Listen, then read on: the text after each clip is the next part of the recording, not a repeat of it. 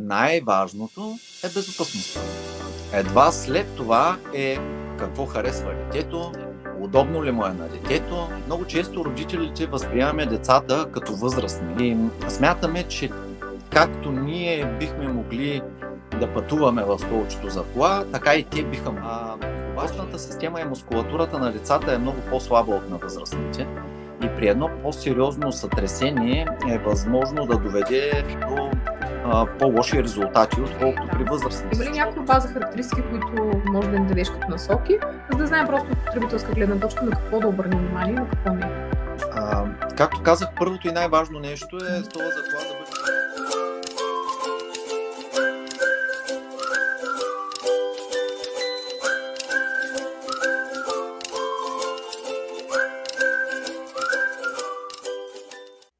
Здравейте и добре дошли в епизод 33 от нашия подкаст. Знаете ли как да изберете правилното детско столче за вашето дете? Днес ще си поговорим именно за това, за безопасността на децата по време на път, както в кола, така и по време на самолетен полет. Ако все още не сте, последвайте ни в нашия Instagram профил, последвайте и нашата Facebook страница, абонирайте се за нашия YouTube канал от Мама за мами. Така винаги ще сте в течение на актуалните теми и ще може да гледате всички изминали епизоди на подкаста ни. Днес наш гост е Иван Ненчовски. Той е експерт в областта на детските столчета, колички, на тяхната безопасност и създател на Рошко БГ. Здрасти, Иванко! Много ти благодаря, че прие нашата покана. Здравейте! Здравейте! Много ще трябва да се представиш с няколко думи, да, като начало. Както каза Дени, аз съм създателят на детския магазин Рошко. Освен това сме вносители на различни брандове, част от които произвеждат детски обезопасителни средства за автомобили. Именно във връзка с което смятам, че ще имаш доста широка експертиза в областта на това какво хората обичайно търсят, какви са им притесненията, защото особено когато сме по-нови родители, в случая за първи път, нали, започва един ужас в морето от информация, какви столчета, как, колко вида, колко типа, как да ги монтирам, какво е важното и затова днес смятам, че ще правим една чудесна тема. Можем да стартираме от това, ако искаш като насоки от твоята практика да си да дадеш, нали, някаква позиция по въпроса как да се избере и как да се поставя това детско столче. Сега, аз се занимавам с това от 16 години и мога да кажа, че имам известен опит, така че вероятно бих могъл да бъда полезен. Най-правилно избраното столче е столчето, което е избрано и то е в съответствие с възрастта на самото дете, за което е предназначено. Най-често родителите напитат кое е най-удобното столче или кое е най-комфортното столче, но по принцип най-важно при избора на столче за кола е той да е съобразен с възрастта на детето и разбира се да е възможно най-безопасно. Това, като казваш с възрастта, извинявай, че ще прекъсна, като казваш възрастта, до каква възраст всъщност децата трябва да се возят обратно на посоката на движение и въобще до каква възраст трябва да бъдат в столче? Значи по принцип децата трябва да пътуват обезопасени в столчета за коли до като достигнат ръст 150 см. По отношение на возенето обратно на движението, стария стандарт, който се нарича SE 4404, предвиждаше до 9 месеца да е достатъчно возенето обратно на движението, след което позволяваше на родителите да поставят децата в посока на движението. Но редица изследвания в тази връзка разкриха, че всъщност удълженото возене обратно на движението е 5 пъти по-безопасно. И по тази причина Европейската комисия промени наредбата, отнасяща се до обезопасяването на децата в автомобила и удължи задължителното ползване обратно на движението до 15 месеца. Според Американската педиатрична асоциация, която е може би най-голямата организация, занимаваща се с развитието, здравето на децата, нейните препоръки са, че децата трябва да пътуват най-малко до 2 години и половина обратно на движението, а ако е възможно повече, то тогава повече. Към момента от столовете за коли, които се предлагат на пазара, най-дълъг експлоатационен срок обратно на движението е 7 години. 7 годишна възраст, това неминуемо като родител, задължително смятам, че води един въпрос. Ама то на детето удобно ли му е да е толкова голямо, пък да се вози обратно на посока? Знаете ли, този въпрос получаваме много често. Но първо и най-важно, както казах в началото, най-важното е безопасността. Едва след това е какво харесва детето, удобно ли му е на детето и така нататък. Но искам да направя едно друго отклонение и то е, че много често родителите възприемаме децата като възрастни и смятаме, че както ние бихме могли да пътуваме в столчето за кола, така и те биха могли. Обаче, всъщност, телата на възрастните и на малките деца са различни и затова това, разбира се, води до няколко различни неща. Първо, костната система и мускулатурата на децата е много по-слаба от на възрастните и при едно по-сериозно сътресение е възможно да доведе до по-лоши резултати, отколкото при възрастните. Защото при възрастните гръбнака и костите са калцирани и те подкрепят една друга. Също така мускулатурата помага, докато при децата костната система все още не е развита и тези части, които контактуват между прешлените, все още не са калцирани и при много малки сътресения могат да бъдат увредени. От друга страна, точно тази неразвита костна система позволява на децата да бъдат много гъвкави. Сега, ако се сетите за вашите деца или наблюдавате сега децата си в момента, ще установите, че те много често си ядат чорапите. Вие пробвали ли сте сега, когато сте достатъчно възрастни, да направите същото? За децата не е проблем. Доста интересен експеримент ще бъде. Не много питателен според мен. Доста голяма част от родителите няма да имат тази възможност. По простата причина, че когато пораснем малко повече, не сме толкова гъвкави, ставите ни не са толкова услужливи, мускулатурата ни пречи, така че мисля, че е нормално да не е възможно за повечето. Аз си спомням, че може би около 5-ти клас си качвах крака на врата. Това е нещо, което сега не бих могъл да направя. Предполагам и повечето от нас. Така че за децата в никакъв случай не бих казал, че е проблем да бъдат с свити крака, да бъдат с крака вдигнати на облегалката на седалката. Това не мисля, че е проблем за тях. От друга страна, към момента от всички информации, които има, не е постъпила такава, която да говори, че дете е пострадало при катастрофа, заради това, че е било с гънати крака или опрени в облегалката крака. Така че изводите по-скоро са в обратната посока. Децата, които се возят обратно на движението, са обезопасени 5 пъти по-добре. Защото най-добрите столове, които са обратно на движението, осигуряват безопасност около 92%. Това означава, че на всеки 100 катастрофи биха пострадали около 8 деца. Докато дори същите столове, поставени в посока на движението, осигуряват безопасност не по-висока от 60%, което означава, че на 100 катастрофи биха пострадали 40. Значително се понижава процента на безопасност, тия мисълта, когато... Да, и за това и насоките в момента и тенденциите са децата да се возят възможно най-дълго обратно на движението. Аз не съм много сигурна дали по-скоро притесненията от родителска гледна точка са свързани с това, че просто седят леко по-приклещени или с по-свити крачета, колкото че при повечето възрастни, както и липсата на гъвкавост, така и отзивчивостта спрямо промяната на посоката на движение с годините, съответно, нали, така резонира в едно раздразване или да ти стане леко лошо, нали, защото и вестибуларният апарат откликва на това.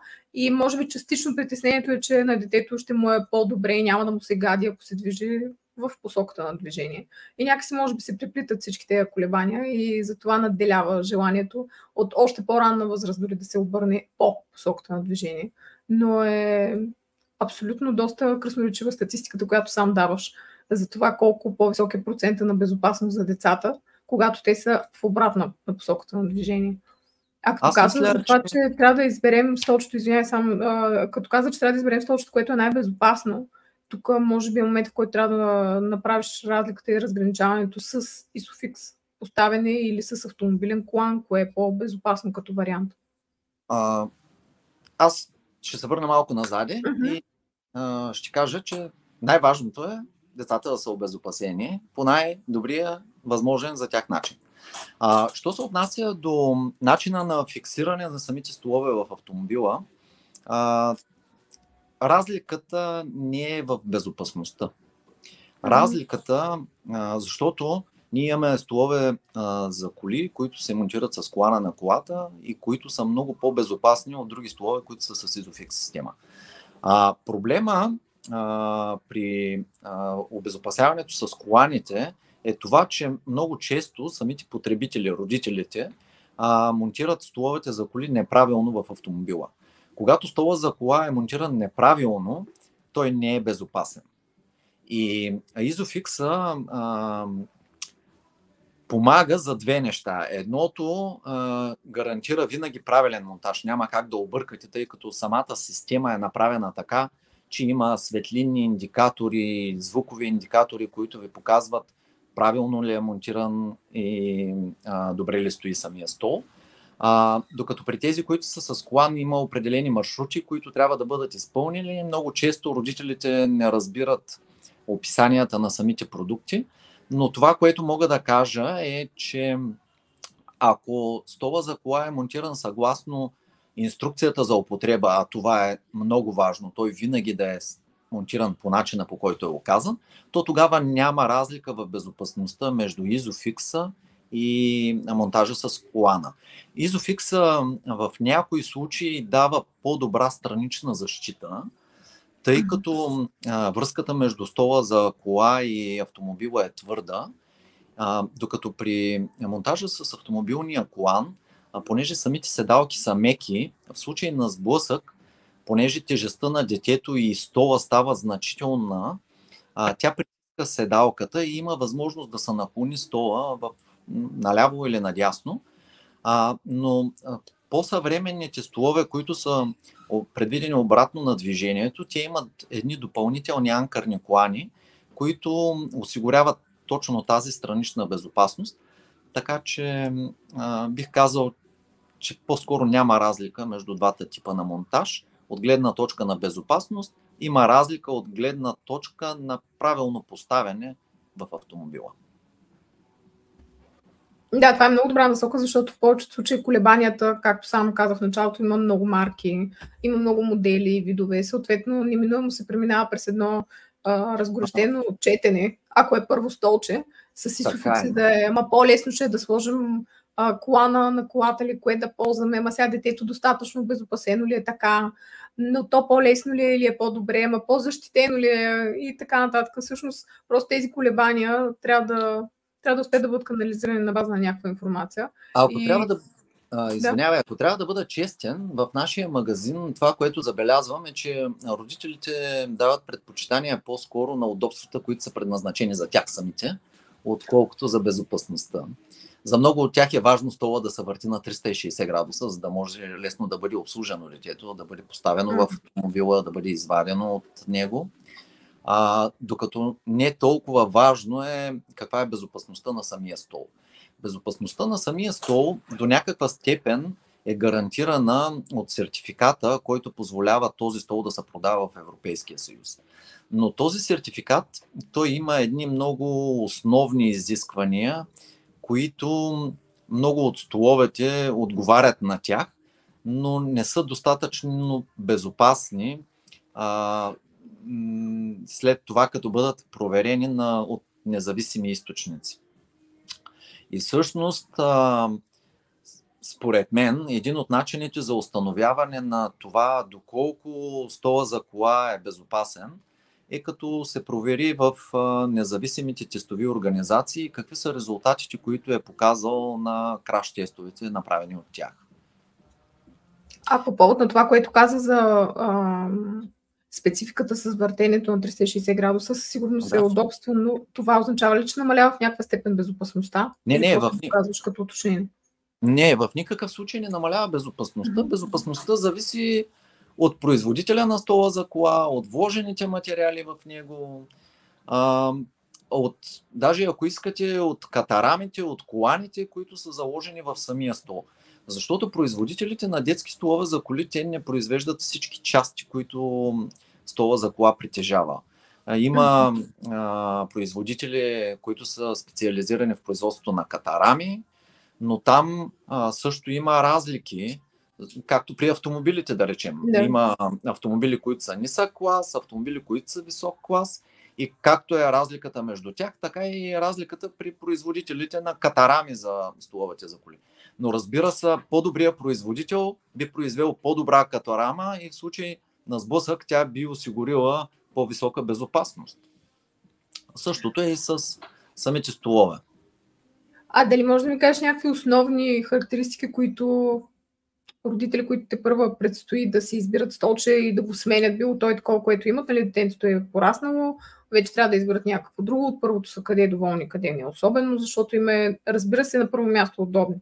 Тоест, ние като родители неминуемо избираме и безопасността, но понеже, нали, живот и здраве, никой не очаква да му се случва нещо подобно като инциденти и съответно това остава на заден план, бих казала. И във времето ние имам някаква наша си опитност, дали ни харесва или не конкретен бранд, дали първото столче ни е било удобно и съответно на детето, то дали изразява някакво спокойствие и показва, че е окей там. Има ли някаква база характеристики, които може да ни дадеш като насоки, за да знаем просто от потребителска гледна точка на какво да обърнем внимание и на какво не? Както казах, първото и най-важно нещо е стола за кола да бъде съобразен с възрастта на детето. За различните възрасти са предвидени различни столове за коли. Бих препоръчал на родителите да избират столове, които са с по-малък диапазон на ползване, защото на пазара има такива, които са, например, от 0 до 36 кг. Имайте предвид, че при тях безопасността няма как да бъде еднаква и при ръст 40 см на детето и при ръст 150 см да осигурява еднаква безопасност. Другото нещо, което е, като поставите всеки един стол в автомобила, той през деня от горещината пластмасата се разширява, постепенно се свива, като паднат температурите, пак се разширява, свива. Сигурно много от майките имат саксии на терасата. След няколко години, като хванете саксията, тя се чупи, защото пластмасата е станала крехка, тъй като материала се е изморил. Същото се случва и с столовете за коли. Когато срока на ползване на самия стол е много дълъг, тогава самата пластмаса, експлоатационните качества са изменени, тя не е толкова гъвкава и в случай на злополука няма да може да осигури нужната безопасност. В тази връзка бих посъветвал и родителите да не закупуват столчета втора употреба, защото те обикновено са използвани от 1, 2, 3 деца. Срока на ползване става изключително дълъг. Отделно от това, никой, освен притежателите и продавачите на стола за втора употреба, не знаят как той е експлоатиран, дали не е участвал в злополука, защото столовете участвали в злополука, живота им е приключил, тъй като много често по тях се появяват микропукнатини, които не могат да се виждат с просто око. Така че те са си свършили работата, запазили са живота и здравето на детето и трябва да бъдат заместени с нови. Да, това са много специфични неща, за които, честно казано, ако самият човек, нали, не е седнал да поразмишлява, винаги може да изкочи, нали, от някъде.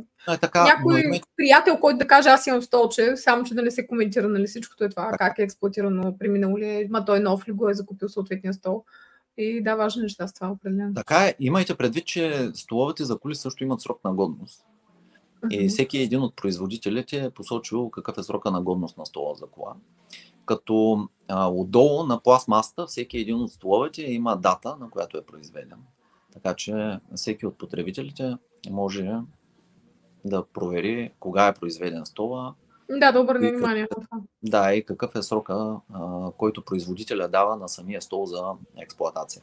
Защото аз, например, като вносител на BeSafe мога да кажа, че по-голямата част от столовете на BeSafe са с срок на ползване около 6 години, докато имаме един нов модел, който се казва Stretch. Той е предвиден да се използва обратно на движението до 7 години. При него срока на ползване е 15 години, тъй като е предвиден определени части да бъдат заменени и материалите, от които е изработен, са такива, че издържат на по-голямо натварване.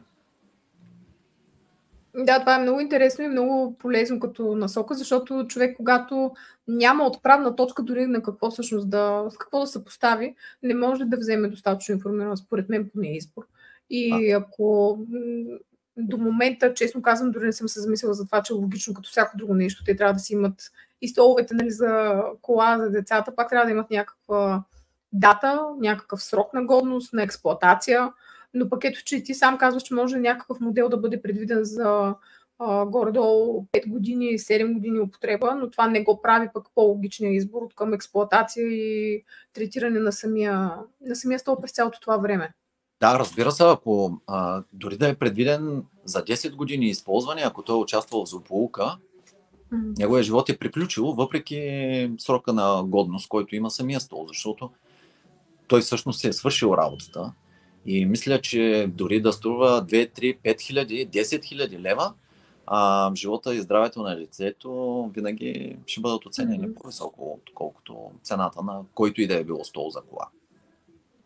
А какво смяташ по въпроса за едни такива допълнителни възглавници, които се продават? Защото в повечето случаи столчетата, изключно тези, които са за новородени, при тях, нали, има една малка възглавница, поне при доста от моделите, Да. които аз лично съм виждала, която придържа и помага за това, защото в началото, нали, са по-уязвими, не успяват да си държат главата, мускулатурата не е развита, но напред във времето, след като тя се махне, а дечицата спят особено по време на дълъг път. Сега тук ще минем към колко време е окей дете да седи в столчето, преди, и без да се прави почивка, но и това мисля, ще да кажеш от опита си, мислиш, че е добре да се използват такива допълнителни възглавници, които всъщност уплътняват този луфт и го правят по-удобно за децата да спят, или по-скоро са критични като употреба? Сега, по принцип, аз бих посъветвал потребителите да употребяват единствено аксесуари към столовете за коли, които са предвидени от самия производител. Защото обикновено те се тестват с стола, вижда се каква е безопасността, която осигуряват и дали това би навредило на нея. И всякакви други подобрения не са желателни. Да ви кажа, аз преди няколко години, вървейки по улицата, попаднах на един автомобил, в който стола за кола, понеже явно на господина, защото не вярвам някоя майка да го е направила, но се е видял доста нестабилен стол и той го е вързал допълнително с канап. Така че да бъде здраво закрепен към автомобила. Това обаче води до негативни последствия за самото дете. Защото самия стол, поставен с този специално, беше монтиран с коланите на колата. Той е предвиден, самия колан отдава малко, така че поема част от вибрациите. И удара не е толкова тежък за самото дете, защото когато има сблъсък, всичко, което се движи. Разбирате ли? Да. И самия стол би се предвижил малко напред, но би поел част от този удар. Докато вързан с канап, единственото нещо, което би се движило в този случай е детето.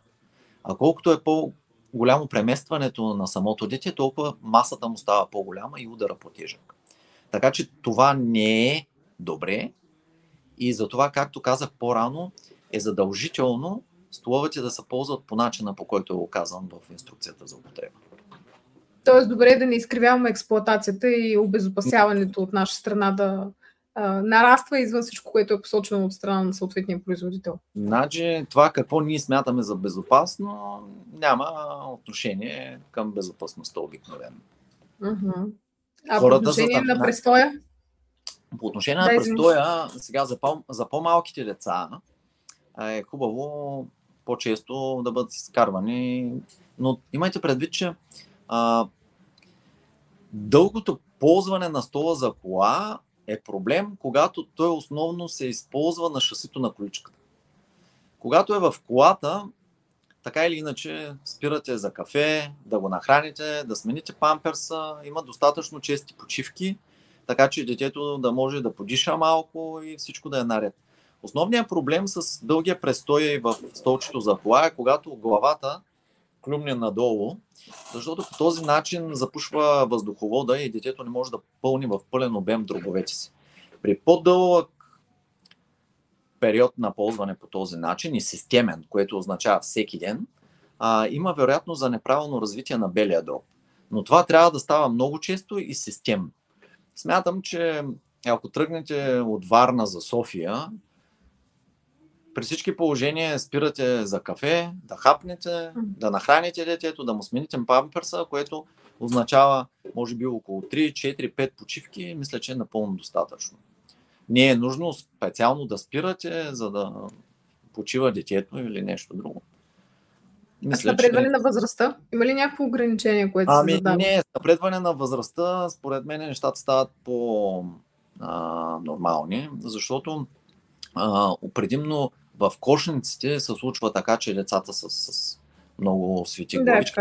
Самите телца са малки, главичките са им големи и тежки. С възрастта обаче тялото нараства, пък главата не е със същите темпове като тялото.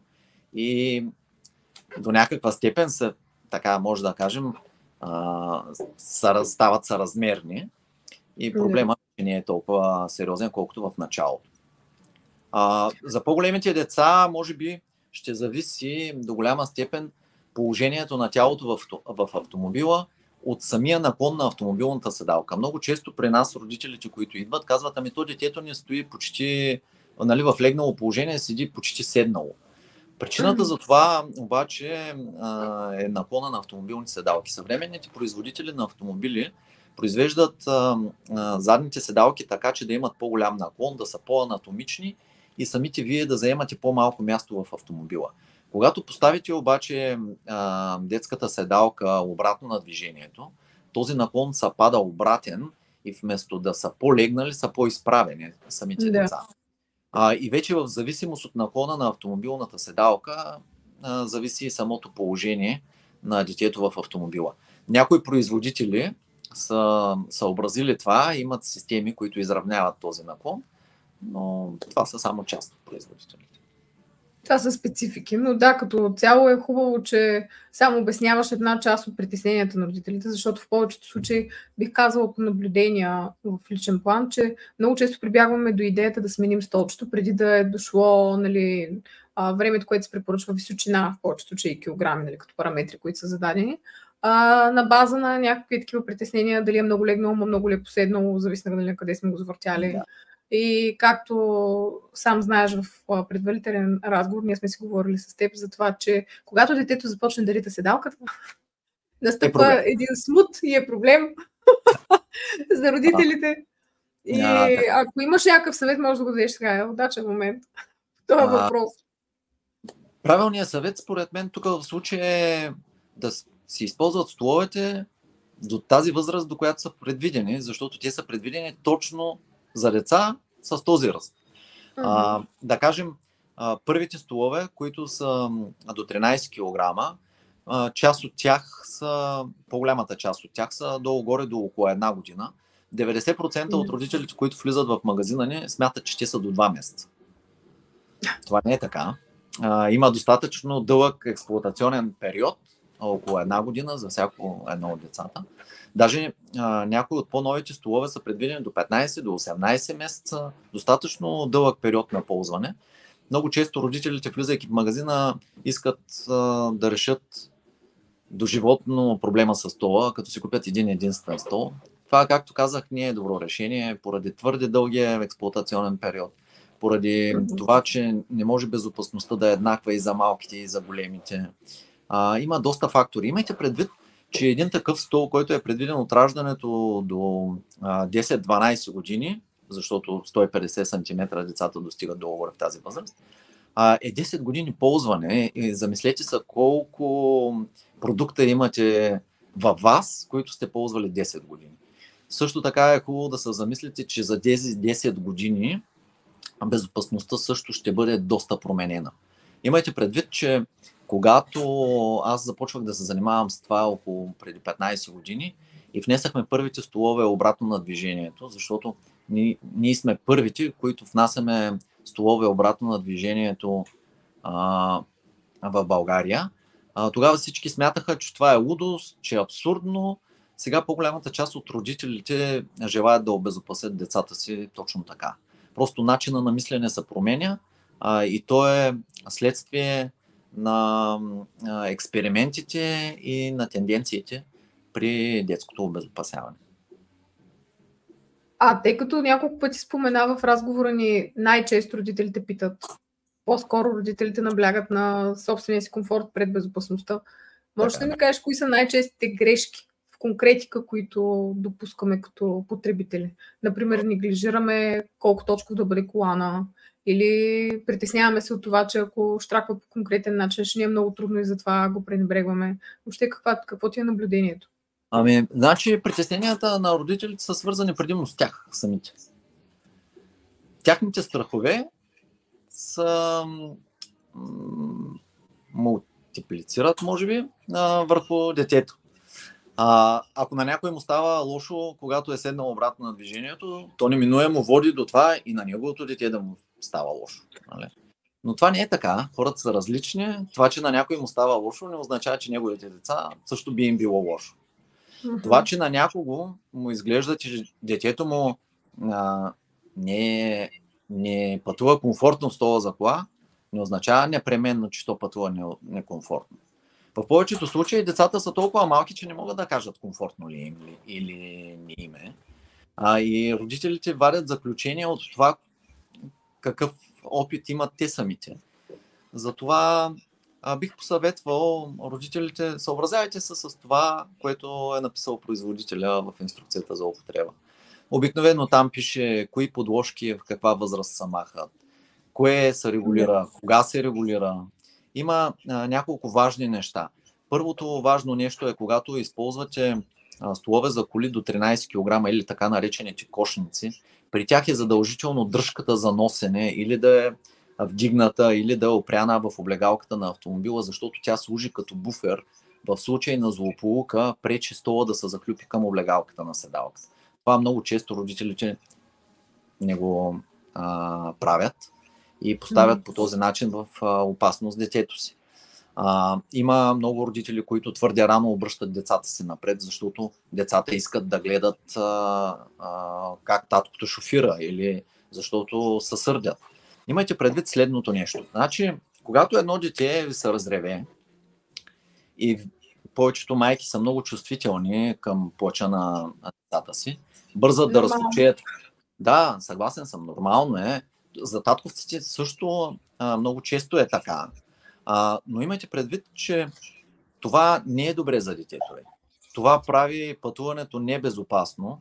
Отделно от това, когато детето ви се разплаче 3 пъти и вие го извадите 3 пъти, той следващия път знае, че когато се разплаче, вие отново ще го извадите и това създава затруднение после в обезопасяването. Затова съвета ми е, опитайте се да намерите начин да го разсеете.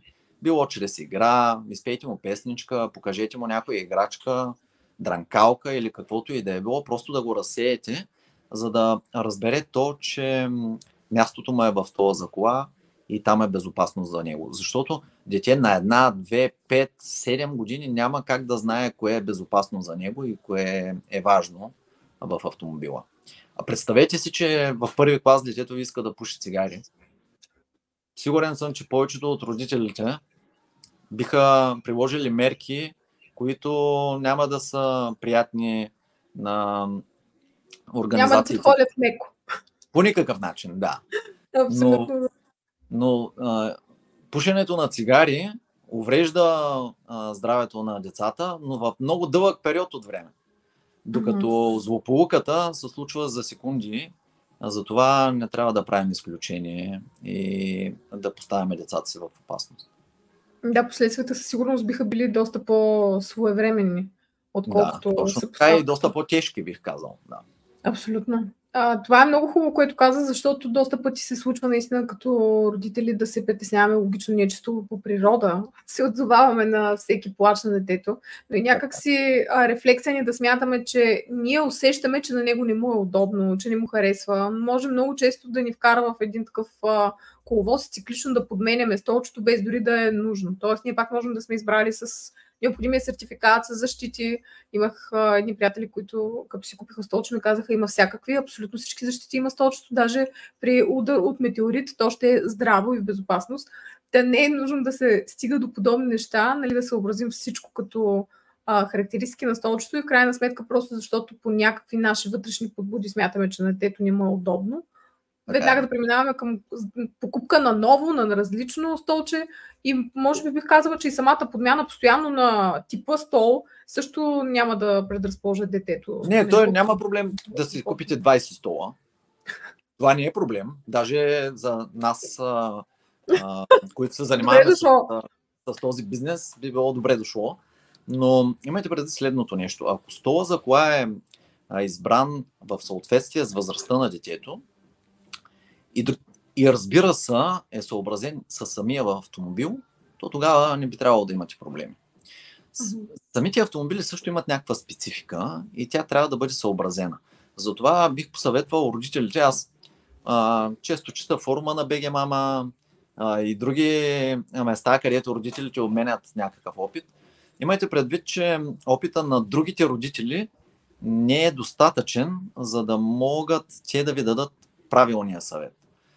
Бих посъветвал родителите да се съветват с хора, които имат професионален опит и се занимават с това, защото те, освен да им кажат кой стол е подходящ за възрастта на детето им и кой стол е удобен, защото за повечето родители е важно във форумите удобен ли ви беше стола?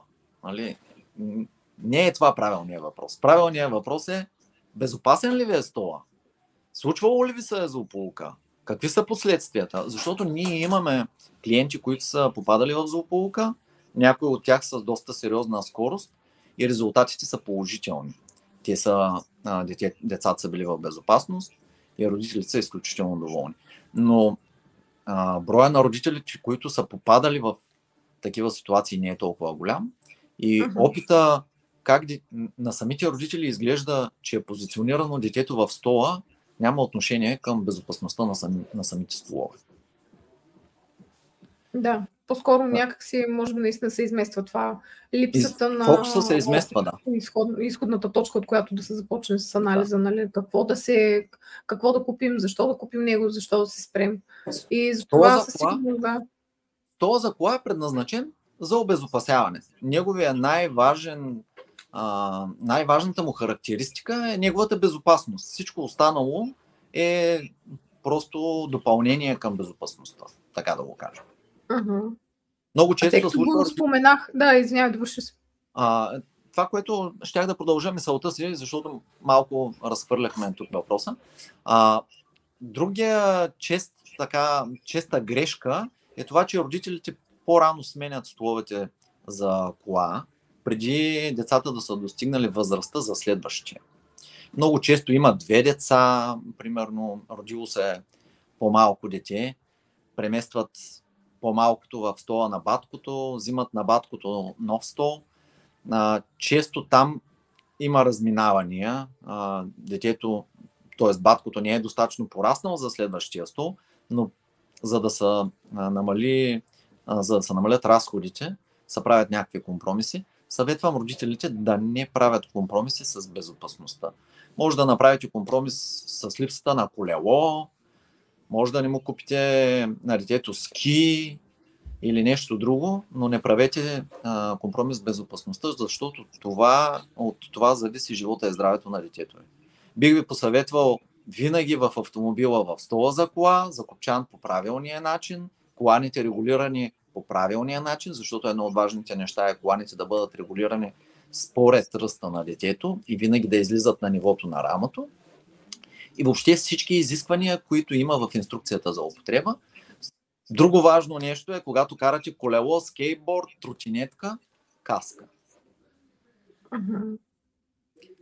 Това са две от важните неща, защото при возенето, карането, децата ви могат да пострадат и последствията да бъдат фатални. Да имам какво да направим и то с лекота, особено когато за първи път избираме нещо, можем просто да съобразим някакви характеристики, които поначало, ако сме знаели, най-вероятно сме щели да подходим по различен начин. И това е и основата, на която стартирахме цялата концепция за тази тема, за да може да има повече информация от страна на родителите, по-голяма информираност, защо трябва да питат именно експерти в областта на обезопасяването, вместо просто да подберат именно на тази база, която сам спомена, някой каза, че е удобно и затова се впускаме в тази покупка. Факторите при избора на стол не могат да бъдат: някой е казал, че е безопасно, някой е казал, че е удобно, приятели ми има такъв. Това са фактори, които не са правилни. Правилните фактори са възраст на детето, вид на автомобила, съответно вътре има ли достатъчно място за поставяне на стола за кола, достатъчно позицията на стола правилна ли е в автомобила и така нататък. Също така родителите могат да разгледат независимите тестови организации и да видят какви са резултатите на самите столове. Много често и много голяма част от столовете за коли, които са на пазара, изобщо нямат независими тестове. Така че никой не може да каже каква е безопасността, която осигурява. Така че при избора това са факторите, които биха били най-важни. Сега ще премина към следващата част и аспект, бих казала, защото все си говорихме, че не са много алтернативите, но мисля, че ще е доста полезно, ако споделиш по време на самолетен полет, защото това е едно от нещата, които неминуемо в динамиката на съвремието ни се случва още от рано, дори често пъти родителите пътуват с дечицата си, предприемат самолетни полети, но пък това е свързано отново с доста безпокойство, как да е позиционирано детето, коя полза е най-удобна, коя е най-правилна. Имаш ли някакви насоки по въпроса? Честно казано, не съм много компетентен по темата, но бих дал съвсем бегли някакви насоки. Значи, първо, в самолета за най-малките деца има столчета за коли, които са предназначени за коли, но са одобрени и като такива за самолета. Това са столчета за коли, които са предвидени и е възможно да бъдат монтирани с двуточкови колани. Те са броят, може би, на пръстите ми на едната ръка, като марки и модели, но бихте могли да потърсите в интернет и да видите, ако много често пътувате с самолети в най-крехката детска възраст, то тогава бихте могли да намерите такива. Другото като насока, което бих дал е, ако ме позволите да назова една търговска марка. Да. Това е Стоке. Имат, може би, ако не... Може и да се лъжа как е точното наименование, но ако не се лъжа, се казва Jet Kids. Един аксесуар, който позволява детето ви да спи като удължение на седалката се получава и може да го сложите като на малко лего, но то, разбира се, трябва да е много малко. По-големите деца могат да пътуват или седнали в родителите и обезопасени с колана на самолета, или на отделна седалка, обезопасени с колана на самолета. Супер. Това са си добри отправни точки, да знаем поне, че има конкретни продукти, които може да се прегледат, защото в повечето случаи, ако наистина сега предприемаш пътуване, имаш толкова много неща, които да организираш, че просто си в едно колебание, има ли как, ще е спокойно ли това дете, удобно ли ще му е и не знаеш точно къде и какво да потърсиш като насоки. Така, че, за тези, които пътуват не в самолета, но на местата, където ще пристигнат, може би много добро решение са ергономичните раници, тъй като те позволяват да сложите детето вътре, ръцете да са свободни и да ходите където искате. Да, доста повишена мобилност. Да, доста, да. Честно казано, за самолета, както казах, не съм изключително компетентен, така че може би има други варианти. Но... Ние просто коментираме, защото е аспект, на база на който можеш да споделиш от твоята гледна точка и наблюдения, нали, просто какво би било полезно. Да. А вече всеки в детайл ще проучи, когато му предстои самолетен полет. Имаш ли някакъв съвет, който искаш да дадеш към аудиторията като завършек на нашата полезна тема? С риск да се повторя, това, което бих посъветвал е: избирайте столчетата за кола не по техния комфорт или удобство за вас, а по безопасността, която осигуряват. Като вземате предвид възрастта на детето, те трябва да бъдат подходящи точно за тази възраст. Като следвате инструкциите за употреба, както за поставянето на столчетата за коли, така и за начина на употреба след поставянето им. Шофирайте разумно и безопасно, защото освен вас трябва да пазите всички, които се намират на пътя. Пожелавам ви леко и безаварийно шофиране. Много ти благодаря. Ето, това се казва прекрасен цялостен съвет. Благодаря. Наистина, много ти благодаря за всичко, което сподели. Вярвам, че сме успели да дадем отправни точки и насоки, върху които родителите да се спрат, да помислят преди да вземат решението за следващото столче и въобще общо безопасността на детето си по време на пътуванията. Много ти благодаря. Няма за какво. Ако възникнат други въпроси, разбира се, може да се срещнем отново и да отговорим на тях. Да, ще се радвам много. Благодаря ти. Чао за сега. Всичко добро. Чао. Споделете това видео, нека да достигне до повече родители. Ако все още не сте, последвайте ни в нашите социални мрежи, разгледайте нашия YouTube канал, където ще може да гледате и всички предходни епизоди и нека направим така, че да достигнем до повече родители, за да им бъдем полезни и да направим техният родителски път още по-спокоен и щастлив. Оставаме на разположение за вашите въпроси по темата и винаги да откликнем с още повече детайли. Чао и прекрасен ден от мен!